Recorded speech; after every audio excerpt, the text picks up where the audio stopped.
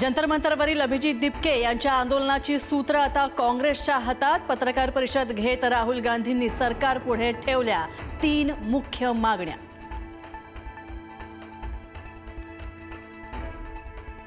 मुंबईत काँग्रेसच्या विरोधात भाजपचं आंदोलन। टिळक भवनासमोर भाजप कार्यकर्त्यांची घोषणाबाजी। पोलिसांकडून भाजपच्या कार्यकर्त्यांची धरपकड। संभाजीनगरमध्ये भाजपचे पदाधिकारी आणि कार्यकर्त्यांचं काँग्रेसच्या कार्यालयाबाहेर आंदोलन। भाजपचे पदाधिकारी कार्यकर्ते पोलिसांच्या ताब्यात।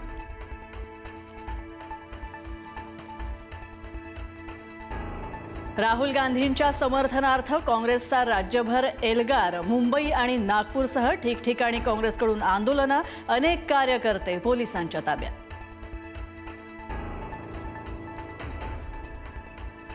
सरकारने वेळीच आंदोलकांची भेट घेतली असती तर प्रकरण इतकं वाढलं नसतं। जन की बात ऐकत नसाल तर ही कसली लोकशाही? उद्धव ठाकरेंचा केंद्र सरकारवर निशाणा।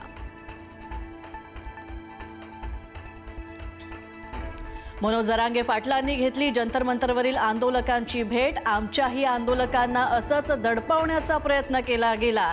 विद्यार्थ्यांनी मात्र जंतर मंतरवरील जागा सोडू नये, जरांगेंचं आवाहन। विद्यार्थ्यांवरील गुन्हे मागे घ्या तरच उपोषण सोडणार। सोनम वांगचुक यांचं केंद्रीय मंत्र्यांना पत्र। शिक्षण मंत्री धर्मेंद्र प्रधानांच्या राजीनाम्याची ही वांगचुक यांची पत्राच्या माध्यमातून मागणी।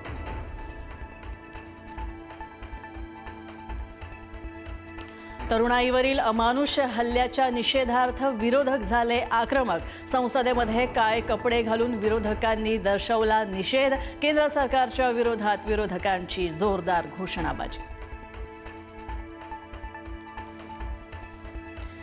केंद्रीय शिक्षण मंत्री धर्मेंद्र प्रधान यांची राहुल गांधींच्या आंदोलनावर टीका। विद्यार्थ्यांचा राजकीय साधन म्हणून वापर होतोय एक्सपोस्ट करत धर्मेंद्र प्रधानांचा राहुल गांधींवर निशाणा।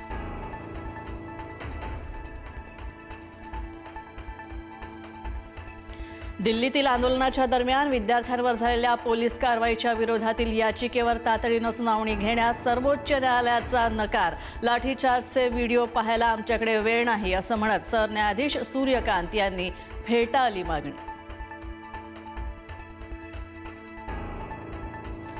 अयोध्या राम मंदिरातील चोरीनेही जे विचलित होऊ शकत नाहीत त्यांना कशाचीच लाज उरलेली नाही। राम मंदिर दान चोरी प्रकरणी अलाहाबाद हायकोर्टाचे ताशेरे। भ्रष्टाचार प्रतिबंधक कायद्यामध्ये दुरुस्ती करण्याची कोर्टाची सूचना।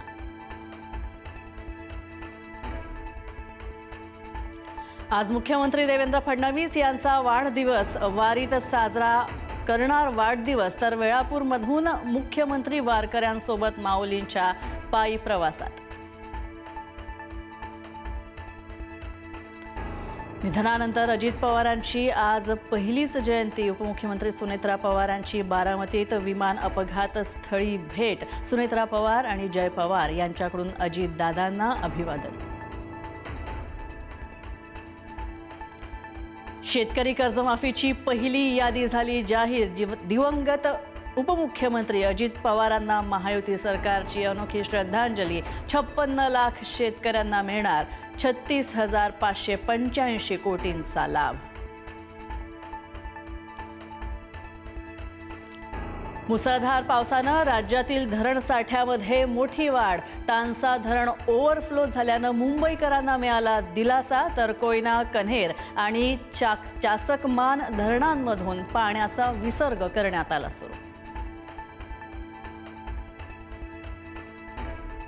गुजरातच्या वलसाडमध्ये मुसळधार पावसामुळे पूरसदृश्य परिस्थिती। NDRF तैनात। पावसामुळे जनजीवन विस्कळीत। प्रशासनाकडून सतर्कतेचा इशारा।